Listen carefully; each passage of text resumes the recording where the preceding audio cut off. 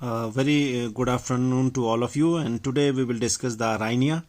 And as you know that the rhynia is a fossil pteridophyta which belongs to the division Xylophyta, as the family is Rhyniaceae.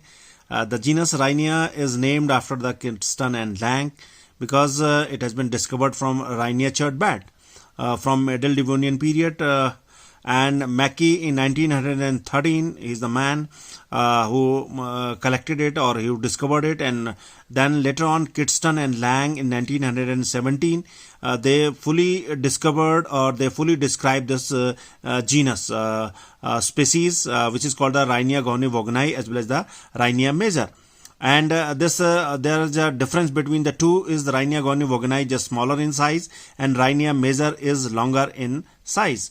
And technicality, if I'm just going into the different aspects of Rhynia, first we will discuss the Rhynia vogni, and then we will discuss the Rhynia major. So this is a structure of Rhynia vogni, and this Rhynia vogni, and this structure is a typical one, and this is a herbaceous one. The visible plant body is a sporophyta, and this is a herbaceous one. It is a dichotomous, so there is a bifurcation is there. So you can observe it into the structure of the plant, and then you can identify that this is a dichotomous one. And the rhizoids, there are two parts. The one of them is rhizoids, and another one is the aerial shoots. And the first, this is a structure of Rhynia vogni. This is a small herbaceous up to the size of 18 centimeter. This is a slender cylindrical stem is there, and also you can identify that the branches are occurring from the basal portion.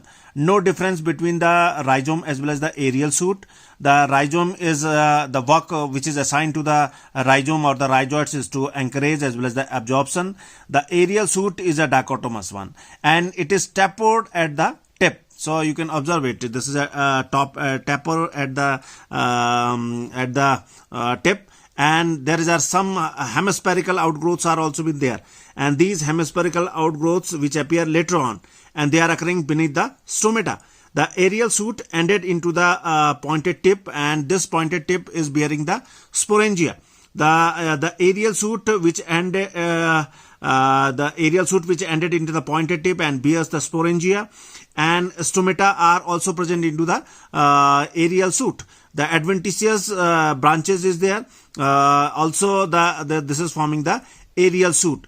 And then the another structure is that this has also been discovered along with the this plant of Rhynia vogni. This is a sporangia. Sporangia is a oval shaped structure is there. This is a cylindrical structure at the end of the apices, and at the end of the apices of the dichotomy. This is concentric at the base. The base is concentric here.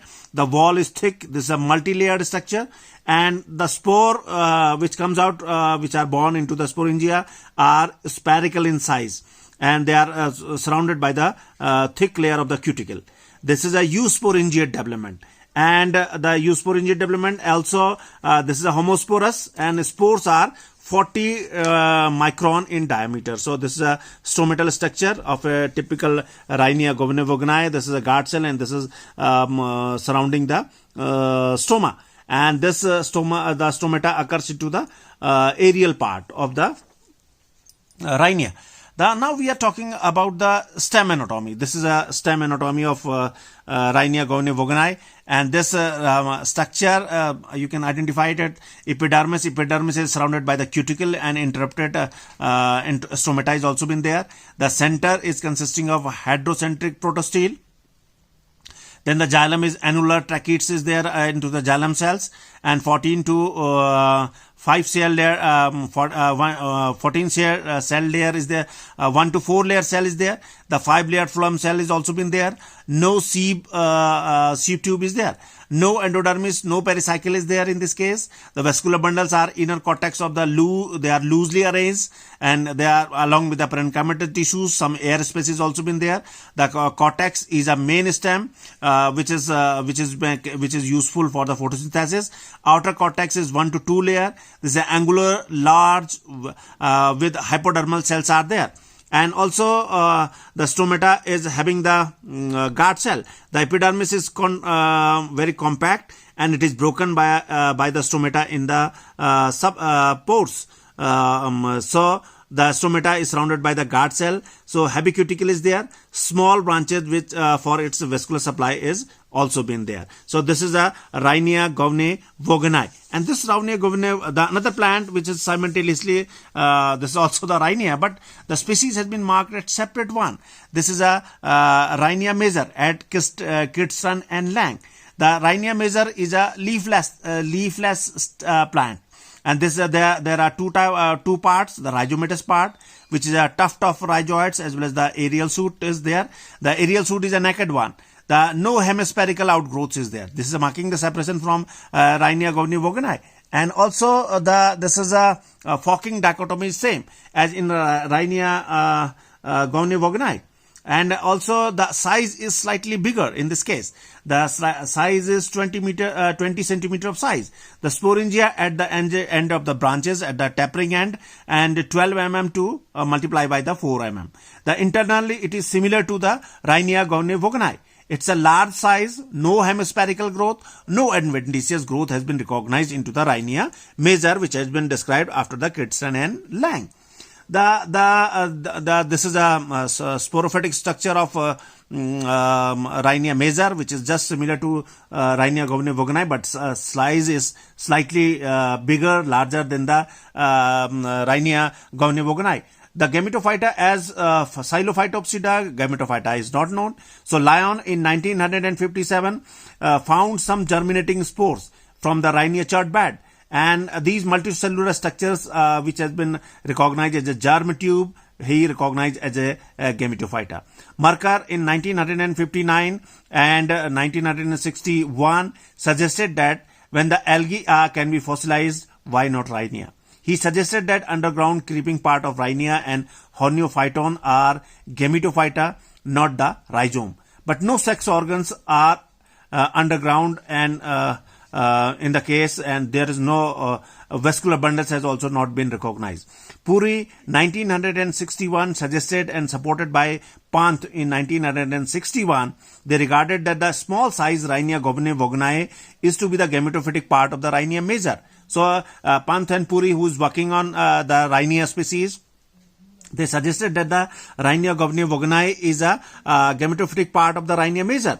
He has given the clues supporting this view, and he suggested that the sporangia are assigned to the rhynia govni vogoni are not found in organic connection with this plant and might be the sporangia of rhynia major.